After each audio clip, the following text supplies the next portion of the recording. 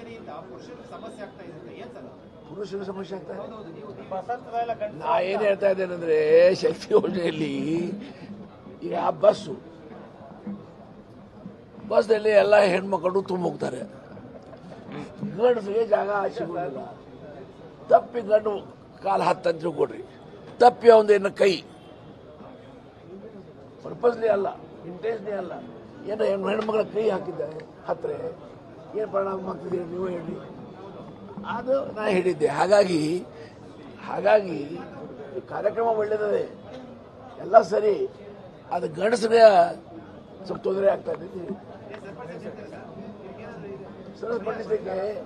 ಸರಿಪಡಿಸಲಿಕ್ಕೆ ಲಿಮಿಟ್ ಮಾಡಬೇಕು. ಹೆಣ್ಮಕ್ಳು ಈ ಬಸ್ಸಲ್ಲಿ 50-60 ಸೀಟ್ ಇದೆ, 75% ಸೀಟ್ ಹೆಣ್ಮಕ್ಳಿಗೆ, 125% ಗಂಡಸಿಗೆ. ಹಿಂಗೇನೋ ವ್ಯವಸ್ಥೆ ಮಾಡಿದ್ರೆ ಒಳ್ಳೇದಾಗ್ಬೋದು.